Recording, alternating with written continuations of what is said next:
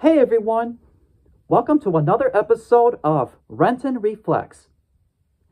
Before I get into reviewing today's movie, I want to share an interesting factoid with you all. The voice of Goofy, Bill Farmer, actually came to my elementary school when I was a kid, not only to show off the Goofy voice, but also talk about the process of animation, showing us behind-the-scenes footage as well as work-in-progress animation bits from a few Disney projects. He even showed us a sneak peek of a Goofy movie long before it was ever released to theaters.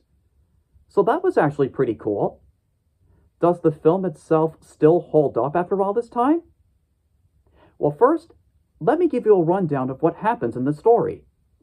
Essentially a spin-off of the animated TV series Goof Troop, it features Goofy and his teenage son Max. Now, Goofy feels that Max is becoming a little distant, so he decides to take Max on a fishing trip out to Lake Destiny, Idaho. But here's the catch. Max has a crush on a high school girl named Roxanne and promises her that he would appear on live TV for a music concert featuring Powerline, the biggest rock star on the planet.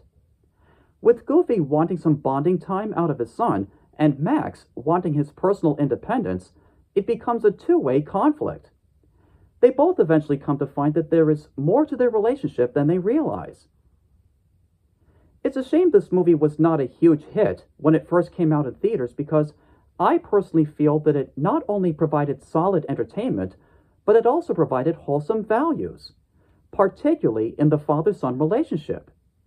As a child, it really got me to think about the relationship I had with my father. Not that he possessed the same personality Goofy does, but let's just say he did some things I found to be rather embarrassing, making Max's personal plight all the more relatable. But he did raise me right into the kind of person you see today. It's quite rare for a Disney animated film to get me to think deeply about something, and apparently, I was not the only one. It seemed to resonate with a lot of kids after it came out on home video and developed a cult following. It's also proof that certain characters like Goofy can be seen as more than just a series of sight gags, for they can possess certain thoughts and feelings too. So, considering its catchy song numbers and numerous memorable moments, I would say that, yes, it still holds up, for it's almost exactly as I remember it from my childhood.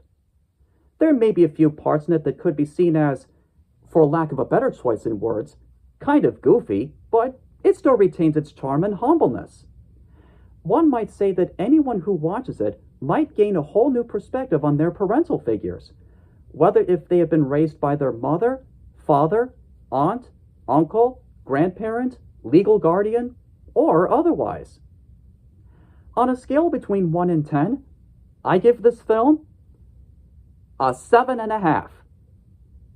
Before I sign off, I'd like to give a message to Bill Farmer. Bill, if you're watching this, I don't know if you remember the visit to my elementary school, but I certainly won't forget it. Also, for all that you have done in making Goofy such an enduring character and a part of our childhoods, thank you. Thank you from the bottom of my heart. And that about does it. See you later.